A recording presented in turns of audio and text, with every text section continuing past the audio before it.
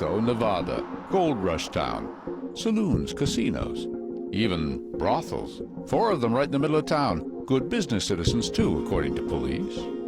Nearby, there's also an historic courthouse, the stage for preliminary hearings for the teenagers accused of that brutal murder that so far not a single person could explain.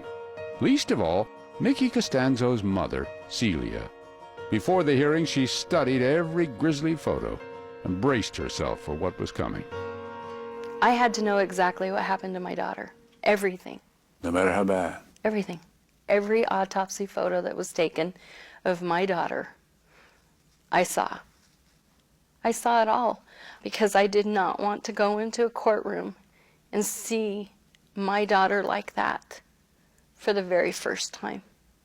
There were separate hearings for Tony and Cody, 2 occasions for Celia to hold up under questioning. He's right over there and he's in a red jumpsuit. 2 occasions to hear emotional and incriminating confessions. I tried to check her pulse and stuff, and I couldn't get anything, and she was flopping.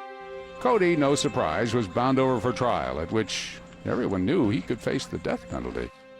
And Tony, pale and gaunt in her dark blue jumpsuit, Tony listened to excerpts of her own quite stunning confession.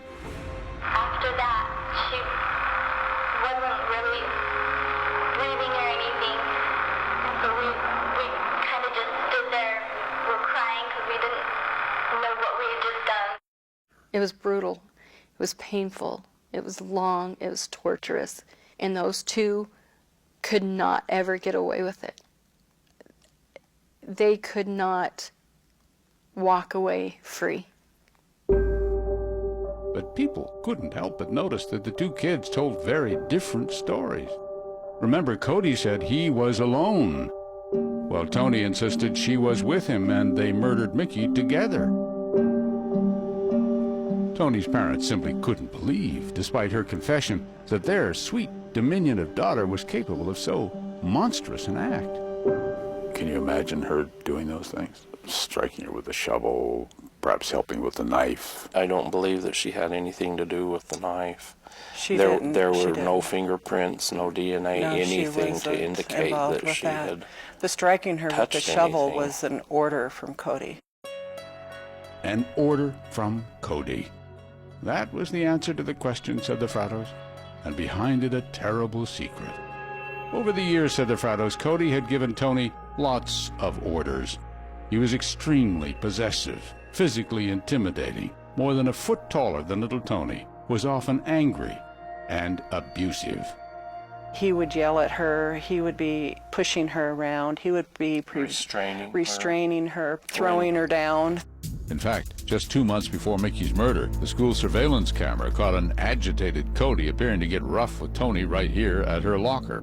There was an instance that occurred in the hallway of Wendover High School that depicts Cody grabbing Tony around the neck and realizing he's 6'6", she's 5'1". But Tony declined to file charges. Her explanation was that if something like this happens, he will not be accepted into the Marines, and I don't want to stand in the way of that. You have to realize what her goals were and her expectations, and her final result of all of this was to get him into the Marines. And perhaps get him out of her life? Now, after the murder and Tony's confession, the Frattos looked back on their daughter's relationship with Cody with new eyes. Tony, they decided, was an abused woman. She was living in fear of what she thought the repercussions would be if she brought it out. So, fearing Cody might kill her too, Tony's parents insisted their daughter had no choice but to cooperate with Cody, the murderer. So her participation, as people say, in what happened that night was strictly out of fear, controlling, manipulation, and orders by the one that she had already been suffering abuse from for 2 years, 3 years. But she participated in the attack. Participated under extreme Orders. She was afraid that she would be the one lying next to Michaela if she did not follow his orders that evening.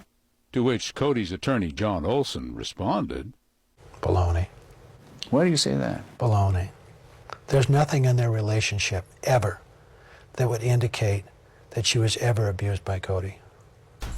Even so, Tony Fratto was bound over for trial, just like Cody, and was now sitting in a jail cell facing the daunting prospect of losing her life, not to Cody Patton, but to lethal injection. Unless, what if Tony told a whole new story about her role in Mickey Costanzo's murder?